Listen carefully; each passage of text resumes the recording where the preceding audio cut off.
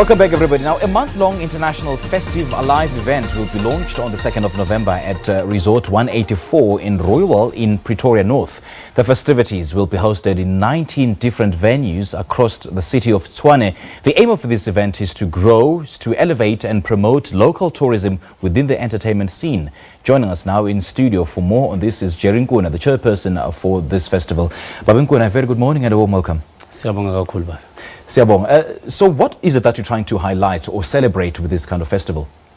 We are pitching up a simple idea that says the creative industries within the eventing space is also a bankable business plan. Okay. We are launching this on the 2nd of November with the Tshwane Food Fest at the Botanical Gardens, and it runs throughout the festive season until the 1st of January. So what we're then saying is that we're not complaining, but we're saying we've had enough of being told that arts and culture at local government is not a funded mandate. We're saying whoever is funding at national level must therefore come back and say on a local level, let it also be funded, because they're thinking we are parting, but we are bringing GDP into the economy of the city. Yeah. So you're basically highlighting the fact that you can make your own means of livelihood through your talent, through the arts and the crafts. If within the 19 events, the bouquet of 19 events that we're having, we're employing almost 4,000 people in that space of 2 months in the festive season. 4,000 families are well fed, well taken care of, and you want to tell us that the arts and culture is not a funded mandate of local government. Something is wrong there. Yeah. And we're calling on government to look into that. Yeah. National government needs to look into that. But it also does not help that then you have a city that is not flexible, where even if it's not a funded mandate, we're saying, look, the executive mayor can come on board and say, let's intervene and see how we assist. They would have a New Year celebration that they could not host last year. And was it not a party?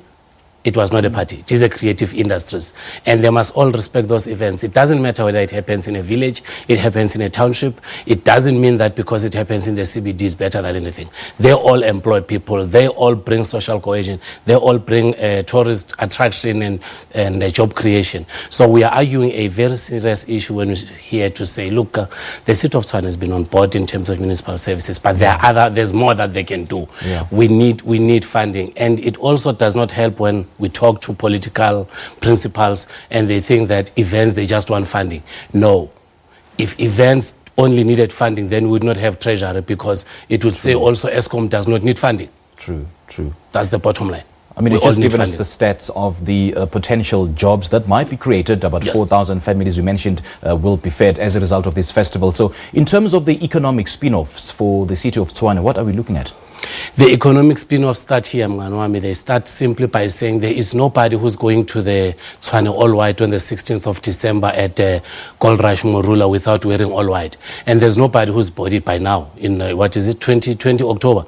They will be buying that. First thing first is that there's the GDP. Somebody's buying an attire, 4,000 rands. That's the GDP direct into the economy of the city. By the time I get into a garage and get ice and any other thing that says I'm an adult to enjoy it, it's all the GDP. There's more that an event does. It is not just the stage and the sound and the security and the cleaners. It's also the community around. I will make a simple joke and even talk slow. Even those two will benefit. It's a simple story. Yeah. On that day, even that Nyope boy stops from being a Nyope boy and say, I'm going to assist cars to park. I'm going to be pushing a trolley to push that cooler box in, and I'll get something out of it. Whatever they do with the money later, it's another story. During the programs, they then are saying, here is an economic spin-off. They might call me a Nyope boy. I'm going to work for that money. I'm not stealing on that day. So to me, it doesn't start with you talking to me about the bottom line. It starts with me starting with that small family that would not be having fresh bribe pack today. They will be having it tomorrow morning because of those events. 19 events in the city of Tshwane is not a child's play. We then looked at the business plan. It's almost 65 million to create 19 events. But we then saying, give us a tenth of that.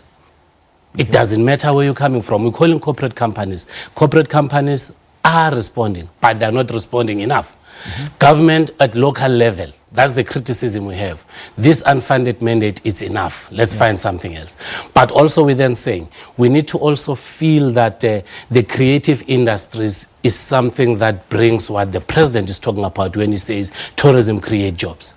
So where are we if we then saying we're bringing in Monique Bingham, we're bringing in DJ Jazzy Jeff, all those artists as they come, is that not part of tourism?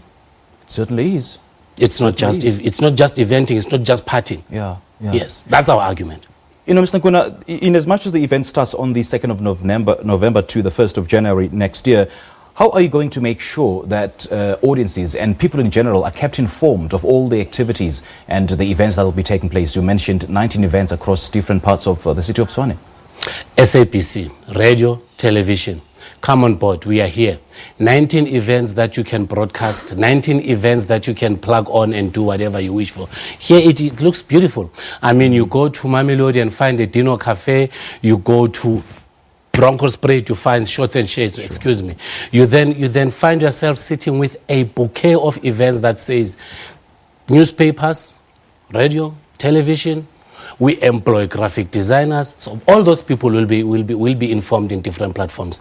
We saying communicate with us through festivealive@gmail.com. The magnitude of this event is quite huge. Then in terms of the security detail, what are we looking at?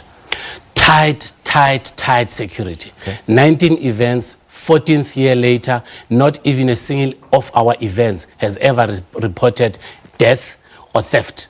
We comply with JOC. We are legislated. We present all our events at the JOC securities. So we know that our security is tight. We don't have an incident. We are on record on that. And so tickets? Tickets at Ticket Pro, everywhere. All those events, they've all have got a website. They've all have got their own social media pages where they will inform you. We are not. So each event has got its own pricing system. Yes. Okay. But we are just saying we're talking of Festive Alive, which is a bouquet of 19 events. All in all, they will all be able to talk to you individually. For now, we are launching to you a Festive Alive in the city of Tshwane, which is one of its own, where 19 black-owned companies. 19 black-owned companies have come together to bring you that. If there's one event that I'm particularly interested in attending, where do I go? Is there any website that I can check out the details? Yes, you can. Okay, what's the details? www.festivealive.co.za. All right. Yes. Mr. Nkuna, all the best, eh? Thank you so much. That was Jerry Nkuna, the chairperson of the Festive Alive Festival, talking to us about the inaugural event, which is taking place from the 2nd of November till the 1st of January 2020. You can share your thoughts and your views, and our Twitter handle is at Morning Live SABC. Our Facebook page is Morning Live SABC. We also have a WhatsApp line, and the number is 081-732-8421. All right, it is 6:51. Let's take a quick break. Morning Live will be back in a jiffy.